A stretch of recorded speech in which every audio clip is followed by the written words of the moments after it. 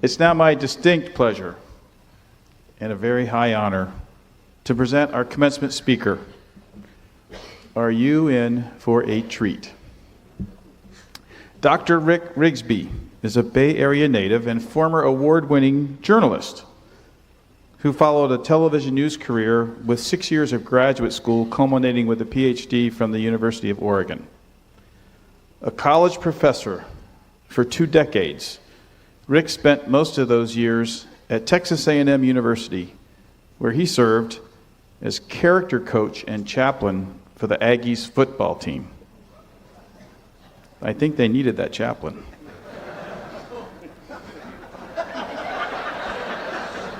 Go Kia Haulers. He now devotes his full attention to empowering people worldwide, from presenting leadership principles in Nigeria to speaking to Fortune 500 companies in the Americas, Europe, and up to Canada. He offers common sense wisdom to those desiring to rise to greater levels of excellence. Throughout 3 decades in broadcasting and academia, Rick Rigsby has received numerous commendations and awards. He's a 2-time recipient of the Outstanding Teaching Award given by Texas A&M's College of Liberal Arts. In addition to academic publications, Dr. Rigsby is the author of Lessons from a Third Grade Dropout, and he has generously provided a copy for each of our graduates. So please join me in a joyous, warm Cal Maritime welcome for our commencement speaker, Dr. Rick Rigsby.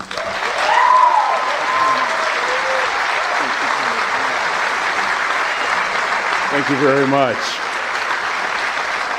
Thank you very much.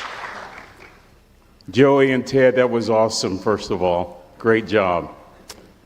To President Cropper and to Captain Bolton and to Rear Admiral DeQuatro, to the trustees of the CSU system, to the wonderful alumni, and to one of the greatest faculty in all of the world. You see, California Maritime, they attract the greatest faculty members anywhere. To the parents, the grandparents, and the aunts and the uncles, the cousins and the brothers and sisters, but most of all, to the graduating class of 2017.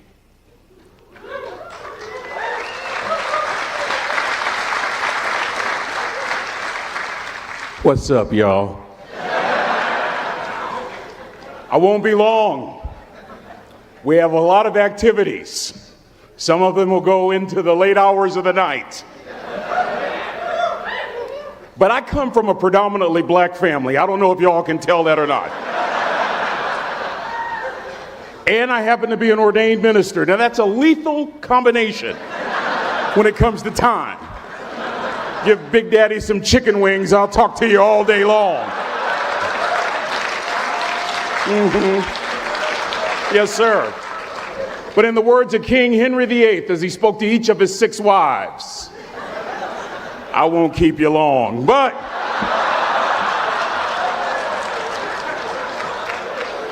I will be very brief and on point. I promise you that. Cadets, y'all are graduating from one of the greatest institutions in the world. There is no education like a maritime education.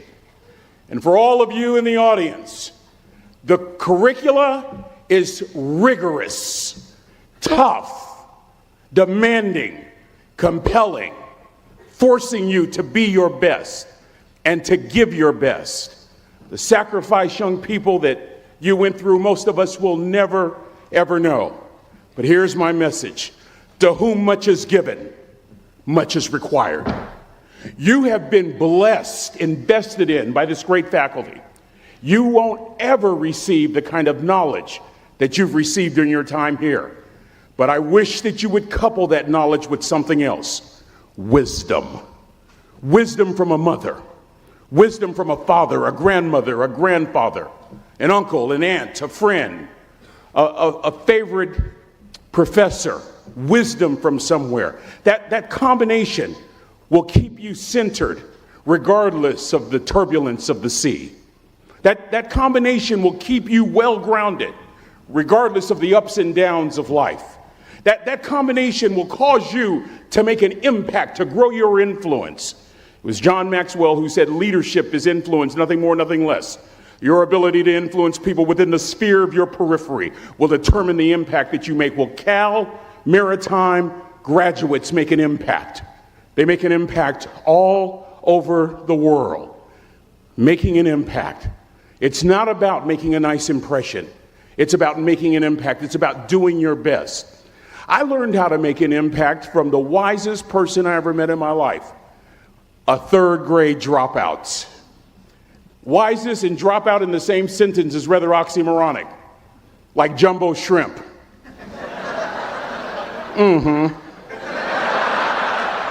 Like fun run. Ain't nothing fun about it. Like Microsoft Works. Y'all don't hear me. I used to say like country music, but I've lived in Texas so long, I love country music now. I hunt, I fish, I have cowboy boots and cowboy. Y'all, I'm a black neck redneck. Do you hear what I'm saying to you? No longer oxymoronic for me to say country music. And it's not oxymoronic for me to say third grade and dropout. That third grade dropout, the wisest person I ever met in my life, who taught me to combine knowledge and wisdom to make an impact, was my father. My daddy grew up in the piney woods of East Texas, a little town called Huntsville, Texas. After World War II was over, my father decided to be the only one in his family to migrate west. And in the 1950s, he found his way to the San Francisco Bay Area. Fell in love with a forklift driver. My mother was a bad mamma jamma, let me tell you right now, baby. Didn't need a man, he was just there. My mother was a forklift driver over at the Benicia Arsenal, where she would provide the services to support the war efforts during World War II. In the 50s, my mother and father get married, and they migrate to this area. My father gets a job as a cook, a simple cook. Wisest man I ever met in my life. Just a simple cook at some school called California Maritime Academy. Oh, come on with your come on.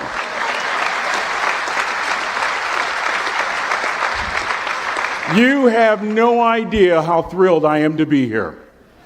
This is so emotional. This may be my favorite speech of all time because y'all are my family. I can't wait to take a picture with you. I grew up on this campus. I was born and reared here, lived at 1141 Louisiana Street, Vallejo, California, 94590. My daddy used to work in something called the galley, the mess hall. Now it's the dining center. And it's a nice one. My father, wisest man I ever met in my life, left school in the third grade to help out on the family farm, but just because he left school doesn't mean his education stopped. Mark Twain once said, "I've never allowed my schooling to get in the way of my education." My father taught himself how to read, taught himself how to write, decided in the midst of Jim Crowism, as America was breathing the last gasp of the Civil War, my father decided he was going to stand and be a man. Not a black man, not a brown man, not a white man, but a man. He literally challenged himself to be the best that he could all the days of his life. I want to share something with you. The wisest man I ever met in my life never made it past the third grade, impacted tremendously me and my brother. Growing up right here in Vallejo, this was our family. This academy was our backyard. Going on that training ship and getting lost, sneaking into the pool, going to all the different places for nearly 30 years. This was home. And I want to tell you, I know what it takes to get where you are. And I need you to listen to me very carefully. I have 4 degrees. My brother is a judge. We're not the smartest ones in our family. It's a third grade dropout daddy.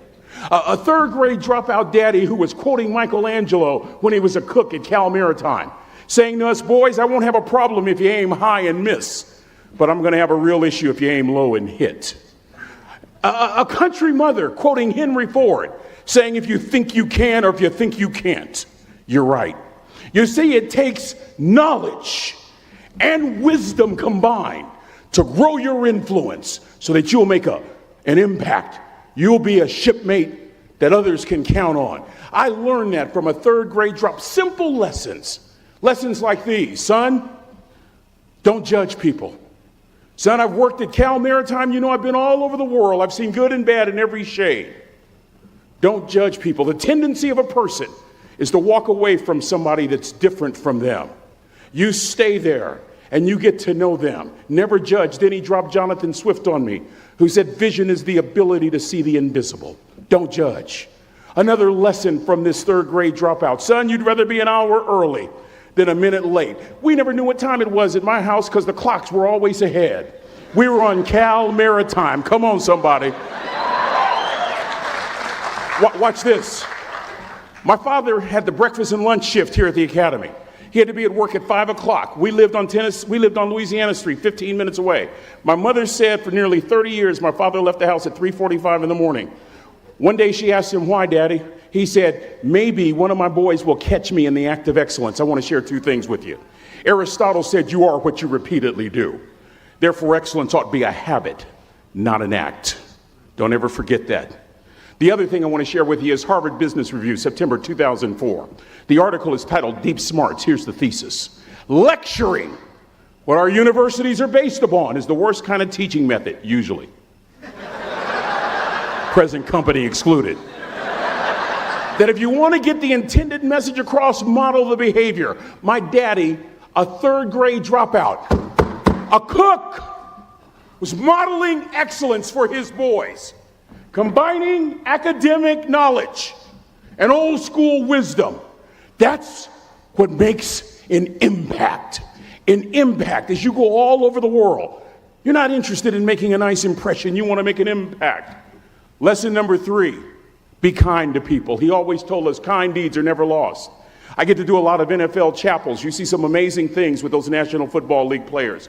You see guys that can bench press 200, 300 pounds 20 times. You see folks that are huge, that can run like a deer. You see folks from a flat-footed position jump 40 inches, 40-inch vertical leap. I even saw a white guy do it once. But the point...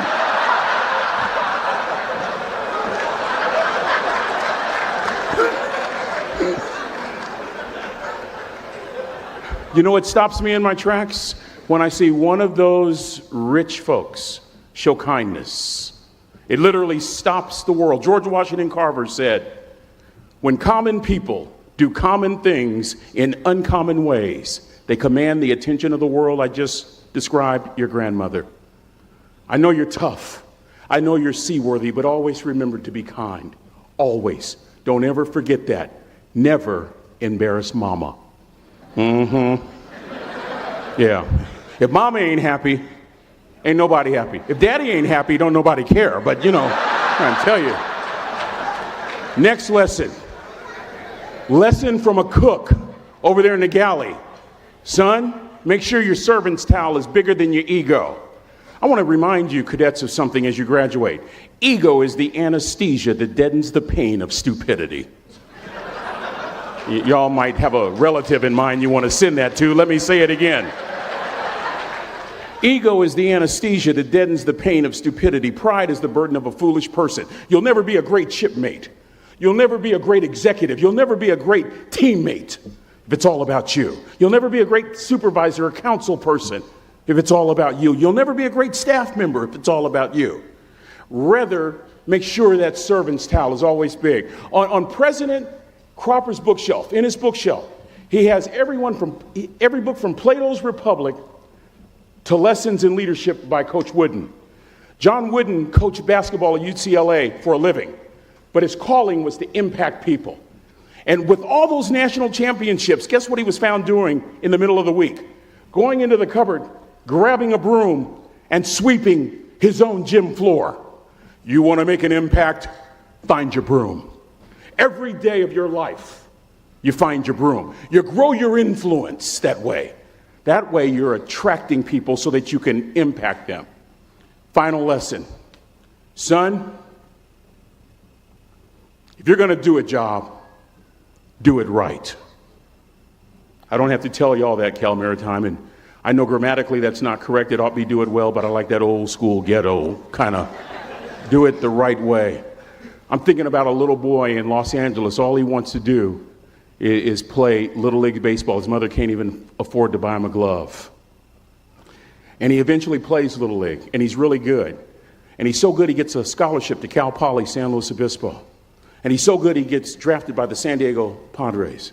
And he's so good he helps the St. Louis Cardinals win a World Series. And 12 years ago, when Ozzie Smith walked into the Hall of Fame, he said during his induction speech, and in part I quote word for word, he said, I've always been told how average I can be. Always been criticized about being average. But I want to tell you something. I stand here before you, before all of these people, not listening to those words, but telling myself every single day to shoot for the stars, to be the best that I can be. Good enough isn't good enough if it can be better. And better isn't good enough if it can be best. That's the California Maritime way. Good enough isn't good enough if it can be better. Better isn't good enough if it can be best.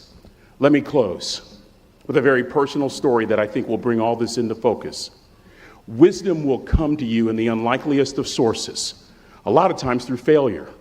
When you hit rock bottom, remember this. While you're struggling, rock bottom can also be a great foundation on which to build and on which to grow. I'm not worried that you'll be successful. I'm worried that you won't fail from time to time. The person that gets up off the canvas and keeps growing, that's the person that will continue to grow their influence. Back in the 70s, to help me make this point, let me introduce you to someone. I met the finest woman I'd ever met in my life. Back in my day, we'd have called her a brick house. I was going to that great academic institution in the north, Chico State. Y'all don't know what I'm talking about. Probably studying really hard. Let me just put it to you like this. I haven't always been a preacher, if you understand what I'm saying.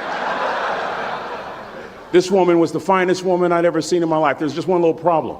Back then, ladies didn't like big old linemen. The Blind Side hadn't come out yet. They like quarterbacks and running backs. Any former quarterbacks or running backs here, raise your hands. Why, a couple of you? Punks. Anyway, so we're at this dance, and I find out her name is Trina Williams from Lompoc, California, and we're all dancing, and we're just excited. And I decide in the middle of dancing with her that I would ask her for her phone number. Trina was the first one. Trina was the only woman in college who gave me her real telephone number. The next day, we walked to Baskin & Robbins ice cream parlor. My friends couldn't believe it. This has been 40 years ago, and my friends still can't believe it. We go on a second date, and a third date, and a fourth date. We drive from Chico to Vallejo so that she could meet my parents. My father meets her. My daddy, my hero, he meets her, pulls me to the side and says, "Is she psycho?" But anyway, we go together for a year, 2 years, 3 years, 4 years. By now, Trina's a senior in college. I'm still a freshman, but I'm working some things out. I'm so glad I graduated in 4 terms. Nixon, Ford, Carter, Reagan. So now it's time to propose. So I talk to her girlfriends, and it's California. It's in the 70s, so it has to be outside. Have to have a candle, and you have to have, some chocolate. Listen, I'm from the hood. I had a bottle of Boone's Farm wine. That's what I had. She said yes. That was the key.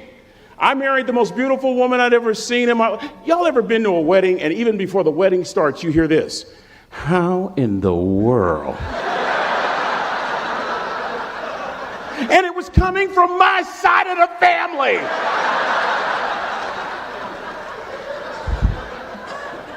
We get married, we have a few children, our lives are great. One day, Trina finds a lump in her left breast. Breast cancer. 6 years after that diagnosis, me and my 2 little boys walked up to Mommy's casket. And for 2 years, my heart didn't beat. If it wasn't for my faith in God, I wouldn't be standing here today. If it wasn't for those 2 little boys, there would have been no reason for which to go on. I was completely lost. That was rock bottom. You know what sustained me? The wisdom of a 3rd grade dropout. The wisdom of a simple cook from California Maritime Academy. We're at the casket in College Station, Texas. I'd never seen my dad cry. Big, strong man. There are several alumni that remember Riggs that are here. We've been sharing stories all weekend. But this time I saw my dad cry. That was his daughter. Trina was his daughter, not his daughter-in-law. And I'm right behind my father, about to see her for the last time on this earth. And my father shared 3 words with me that changed my life right there at the casket. It would be the last lesson he would ever teach me. He said, "Son, just stand." President Cropper, Captain Bolton, Rear Admiral DeQuatro, I don't think there's anything more profound that I can share with these cadets than these words. You keep standing. You keep standing, no matter how rough the sea, you keep standing. And I'm not talking about just water. You keep standing. No matter what, you don't give up. I learned that lesson from a 3rd grade dropout who was a cook at Cal Maritime, who said, "Boy, you keep standing, no matter what." I stood, and a miracle took place. A couple of years later, my heart started to beat again. I'm talking in a group about like this when all of a sudden I spot the finest woman I've ever met in my life again. First thing Janet did after we got married was she adopted those little boys, fulfilling Trina's last wish that her babies not go through life without a mommy. And then we decided to do something really bright. We thought 16, 17 years ago, and that was have more children. It's worked out lovely. And I'm honored to tell you that we had more boys. I have 4 boys from 34 years old all the way down to my daddy's youngest grandson, who's here with me this weekend, Joshua Rigsby, sitting on the front row right there. I close with this, and this will make the point more salient than any of my previous words. Let me take you back to 2 days before Trina died. No hair because of chemotherapy, cadets. A tummy pooched out because of a liver no longer working. She weighed about 75 pounds. I'm in the kitchen so I can keep an eye on her in the family room. She's surrounded by pillows. Our then youngest son, Andrew, walks up with a shirt that he wants Mommy to fold. And this is what I hear from Trina. "Andrew, Mama, not always gonna be there to help you." She was saying goodbye. And I was so moved, I waited for Andrew to leave, and I walked over and I sat next to her on the couch. And as clearly as I'm talking to you today, these were some of her last words to me. She looked me in the eye and she said, "It doesn't matter to me any longer how long I live. What matters to me most is how I live." Cadets, I've come here with honor, with bells on, to ask y'all one question, a question that I was asked all my life by a 3rd grade dropout. How you living? How you living? Every day ask yourself that question, how you living? Here's what a cook in the dining center would suggest you to live this way. That you would not judge, that you would show up early, that you'd be kind, that you'd make sure that that servant's towel is huge and used, that if you're going to do something, you do it the right way. That cook would tell you this, that it's never wrong to do the right thing, that how you do anything is how you do everything. And in that way, you will grow your influence to make an impact. In that way, you will honor all those who have gone before you, who have invested in you, from teachers to grandparents to mom and dad. And when you combine that academic knowledge with that wisdom, oh my goodness, you will change the world. So to the class of 2017, it is with great honor that I say all your life, look in those unlikeliest places for wisdom. Enhance your life every day by seeking that wisdom and asking yourself every night, how am I living? May God richly bless y'all. Thank you for having me here.